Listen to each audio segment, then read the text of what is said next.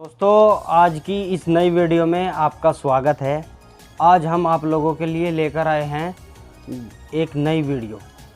लखनऊ के एक बूढ़े पिता ने पुत्रों के नाम एक चिट्ठी लिखी और चिट्ठी लिखकर खुद को गोली मार ली। चिट्ठी क्यों लिखी और क्या लिखा, ये जानने से पहले संक्षिप्त में चिट्ठी लिखने की पृष्ठभूमि जान लेना बहुत ज़रूरी है। पिता सेना में कर्नल के पद से रिटायर हुए। वे लखनऊ के एक पॉश कॉलोनी में अपनी पत्नी के साथ रहते थे। उनके 2 बेटे थे जो अमेरिका में रहते थे। यहाँ ये बताने की ज़रूरत नहीं है कि माता पिता ने अपने लाडलों को पालने में कोई कसर नहीं छोड़ी होगी। बच्चे सफलता की सीढ़ियाँ चढ़ते गए, पढ़ लिख कर इतने योग्य हो गए कि दुनिया की सबसे नामी गिरामी कॉरपोरेट कंपनी में उनको नौकरी मिल गई। संयोग से दोनों भाई एक ही देश में लेकिन अलग अलग अपने परिवार के साथ रहते थे। एक दिन अचानक पिता ने अपने बेटों को खबर दी कि तुम्हारी माँ अब इस दुनिया में नहीं रही। पिता अपनी पत्नी की मिट्टी के साथ बेटों के आने का इंतज़ार कर रहा था। एक दिन बाद छोटा बेटा आया जिसका नाम चिंटू था।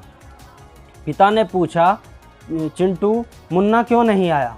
मुन्ना यानी बड़ा बेटा। पिता ने कहा कि उसे फ़ोन मिला और उससे कह दे कि पहली फ्लाइट से आए। धर्मानुसार बड़े बेटे का आना सोच वृद्ध फौजी ने जिद सी पकड़ ली। छोटे बेटे के मुंह से एक सच निकल पड़ा। उसने पिता से कहा कि मुन्ना भैया ने कहा है कि माँ की मौत में तुम चले जाओ और पिताजी मरेंगे तो मैं चला जाऊँगा। पिता कमरे के अंदर गए और ख़ुद को कई बार संभाला। फिर उन्होंने चंद पंक्तियों का एक पत्र लिखा जो इस प्रकार था। बेटो, मैंने और तुम्हारी माँ ने बहुत सारे अरमानों के साथ तुम लोगों को पाला पोसा, दुनिया के सारे सुख दिए, देश दुनिया के बेहतरीन जगहों पर शिक्षा दी।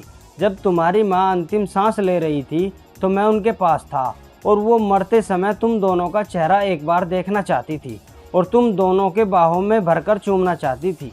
तुम लोग उसके लिए वही मासूम चुन्नू और मुन्नू थे जिसकी मौत के बाद उसकी लाश के पास तुम लोगों का इंतज़ार करने के लिए मैं था। मेरा मन कर रहा था कि काश तुम लोग मुझे ढाढ़स बंधाने के लिए मेरे पास होते। मेरी मौत के बाद मेरी लाश के पास तुम लोगों का इंतज़ार करने के लिए कोई नहीं होगा। सबसे बड़ी बात यह है कि मैं नहीं चाहता कि मेरी लाश निपटाने के लिए तुम्हारे बड़े भाई को आना पड़े। इसलिए सबसे अच्छा यह है कि मैं अपनी माँ के साथ मुझे भी निपटा ही जाओ। मुझे जीने का कोई हक नहीं, क्योंकि जिस समाज ने मुझे जीवन भर धन के साथ सम्मान भी दिया, मैंने समाज को असभ्य नागरिक दिए। हाँ, अच्छा रहा कि हम अमेरिका जाकर नहीं बसे, वरना सच्चाई दब जाती। मेरी अंतिम इच्छा है कि मेरे मेडल तथा फोटो बटालियन को लौटाए जाए और घर का पैसा नौकरों में बांटा जाए। जमा पूंजी और आधी वृद्धा सेवा केंद्र में और आधी सैनिक कल्याण में दी जाए। तुम्हारा पिता। कमरे से ठाई की आवाज़ आई और कर्नल साहब ने खुद को गोली मार ली। दोस्तों, हमारी वीडियो अगर आपको अच्छी लगती है तो लाइक करें, कमेंट करें और शेयर करें। हमारी वीडियो देखने के लिए आपका बहुत बहुत शुक्रिया।